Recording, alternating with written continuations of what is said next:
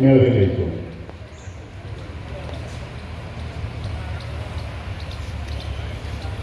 હવે કોમન યોગ પ્રોટોકોલ અભ્યાસ માટે હું જિલ્લામાંથી પધારેલ ભાઈ શ્રી પ્રદીપભાઈ બારિયાને વિનંતી કરું છું કે તેઓ આગળનું માર્ગદર્શન આપી આપણને યોગ કરાવશે. આ સાથે નાલંદા વિદ્યાલય પરિવારના બાળકો પણ જોડાવાના છે અને સૌથી પહેલા આ સૌ બાળકો માટે આપણે એક વખત તાલીઓથી તેઓને વધાવીશું અને હવે આપણો કાર્યક્રમ શરૂ કરીએ. પ્રદીપભાઈ.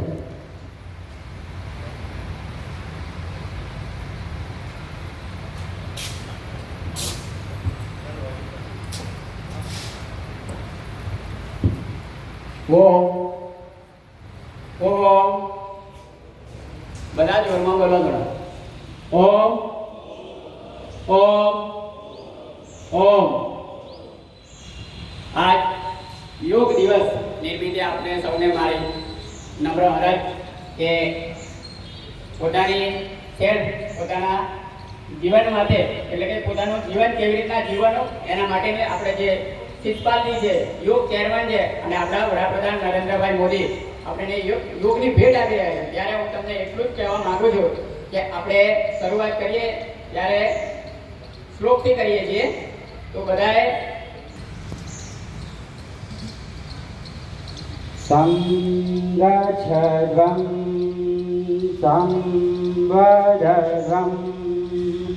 સંવો માનસી જાનતં દેવાભાગં યથા પૂર્વે સંજનાના ઉપાસતે. ઓમ શાંતિ શાંતિ શાંતિ.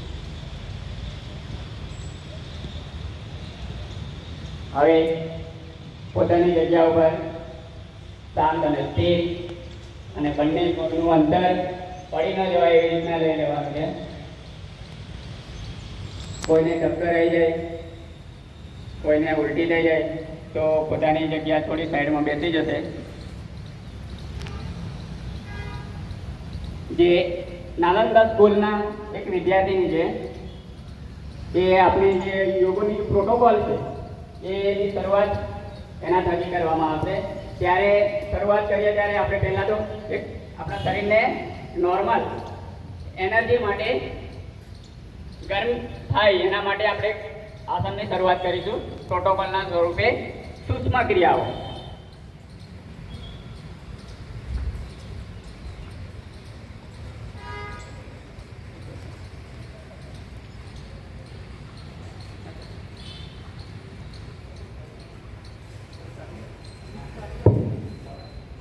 નજર સામે, હાથ કમર ઉપર,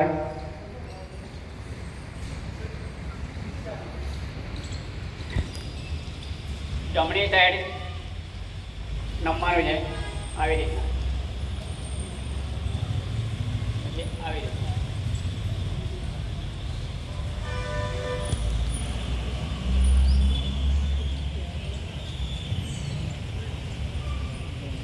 ધીમે ધીમે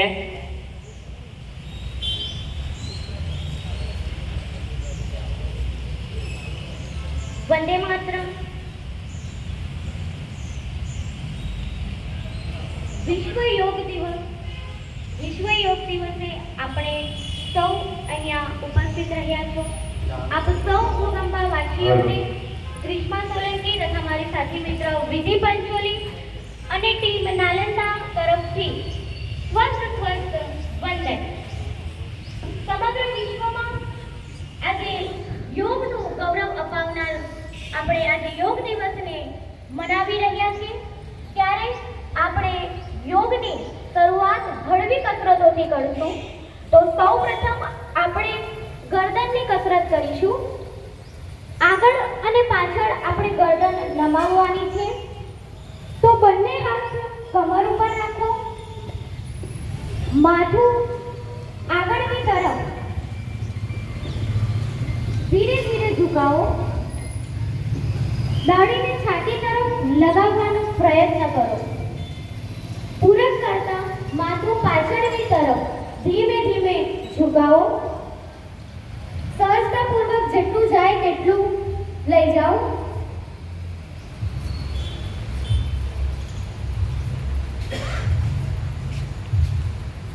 રોચા પૂરા રોચા પૂરા રિલેક્સ. હવે આપણે ગરદનને જમણી અને ડાબી બાજુ નમાવીશું. રેચક કરતા માથું જમણી બાજુ ધીરે ધીરે નમાવી કાન ખભા સાથે સ્પર્શ કરો. યાદ રહે કે ખભા ઊંચા ન થવા જોઈએ. પૂરક કરતા માથું સામાન્ય સ્થિતિમાં લાવો. રેચક કરતા માથું ડાબું રેચક પૂરા રિલેક્સ. આનાથી આપણા સ્નાયુઓ સ્થિત બને છે. હવે આપણે કરીશું જમણી અને ડાબી બાજુ ગરદનને વાળવા. પ્રારંભિક સ્થિતિમાં માથું બિલકુલ સીધું રાખીશું. રેચક કરતા ધીરેથી માથું જમણી બાજુ એટલું લઈ જાઓ કે તમારી દાઢી ખભાને સમાંતર થઈ જાય. પૂરક કરતા માથું સામાન્ય સ્થિતિમાં લાવો. આ જ રીતે રેચક કરતા માથું ડાબી બાજુ લઈ જાઓ. પૂરક કરતા માથું સામાન્ય સ્થિતિમાં લાવો. રેચક પૂરક રેચક પૂરક. આપ સૌએ મિસ્ટેક કરી. માથું ઘુમાવવાનું નથી, માત્ર ડાબી અને જમણી બાજુ સાઈડમાં નમાવવાનું છે માત્ર. હવે આપણે કરીશું ઘુમાવવાનું આસન, જેમાં રેચક કરતા માથું આગળ તરફ ઝુકાવી કે દાઢી છાતીને અડકી જાય. પૂરક કરતા ધીરેથી માથું ઘડિયાળના કાંટાની જેમ ડાબી તરફથી જમણી તરફ ઘુમાવો. નીચે આવો ત્યારે રેચક કરવો. શ્વાસની પ્રક્રિયા ચાલુ જ રાખવાની છે. ઊંડો શ્વાસ લો અને ધીરે ધીરે શ્વાસ છોડો. માથું આખું ગોળ ઘુમાવવું. ત્યારબાદ આવી જ રીતે માથું વિરુદ્ધ બાજુ એટલે કે જમણી તરફથી ડાબી બાજુ ઘુમાવો અને રેચક કરતા નીચે આવવાનું છે. પૂરા રેચક પૂરા રેચક રિલેક્સ. હવે આપણે ખભાની ક્રિયા કરીશું, જેમાં સૌપ્રથમ આપણે હાથ ઉપર કરીશું.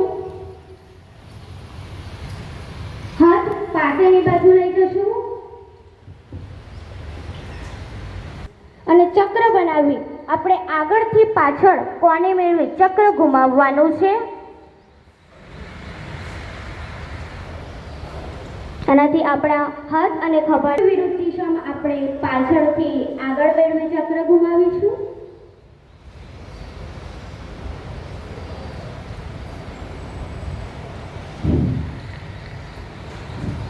રિલેક્સ.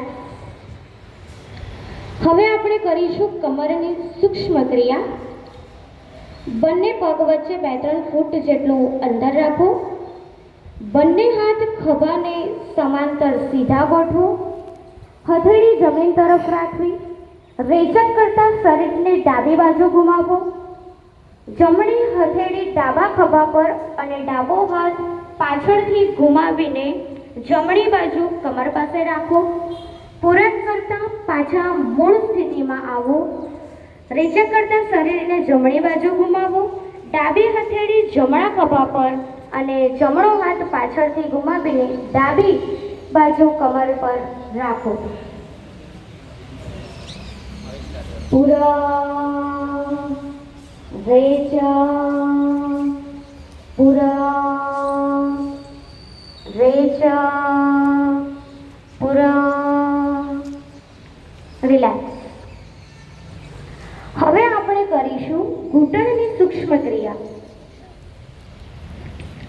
પૂરક કરતા બંને હાથ ખભાને સમાંતર ઊંચા કરી હથેળી જમીન તરફ રાખો.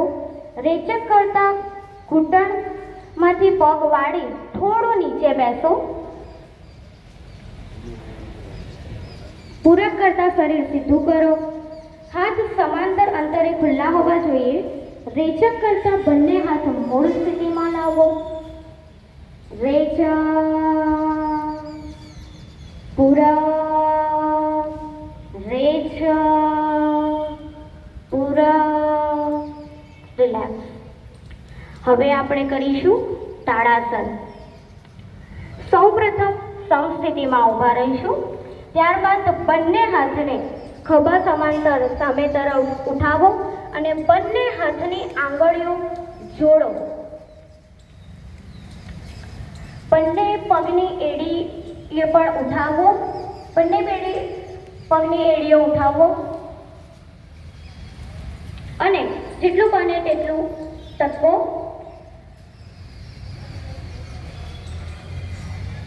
આ આસન કરવાથી આપણા ખભા, ઘૂંટી અને પગના પંજાઓ મજબૂત બને છે. અધર કુંભક કરો. ઊંડો શ્વાસ લો. ધીરે ધીરે શ્વાસને સ્થિતિ બદલાવી જમણા પગથી આ જ ક્રિયા કરો.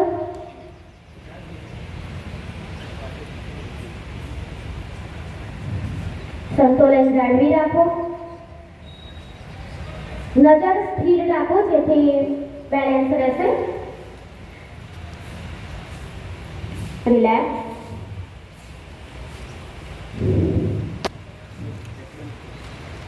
હવે આપણે પોતાના સ્થાન પર બેસી જઈશું.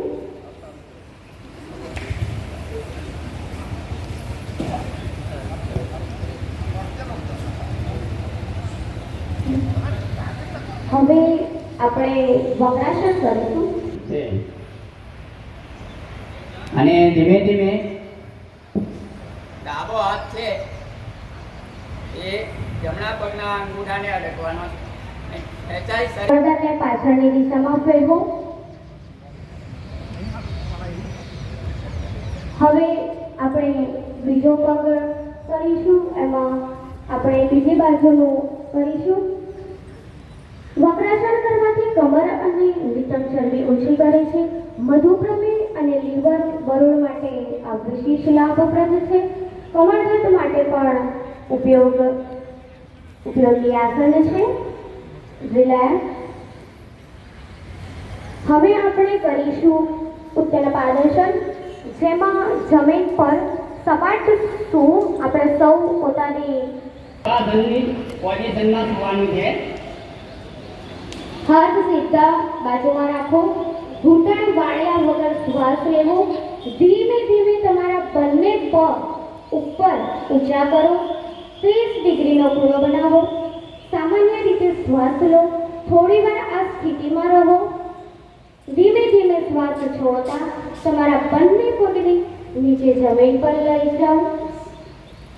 આ આસનને વધુ એકવાર પુનરાવર્તિત કરો. આ આસન કરવાથી નાભી કેન્દ્ર ચક્રમાં સંતુલન. 1 મિનિટ માટે મન સ્થિર. જે આપણું મન છે ઘર બાજુ, રોડ બાજુ કે પછી આપણા છોકરા હોય કે ઘર પરિવાર કે દુકાનમાં એમ તેમ ભટકતું ન જાય. મનને સ્થિર કરવા પ્રયત્ન કરીશું.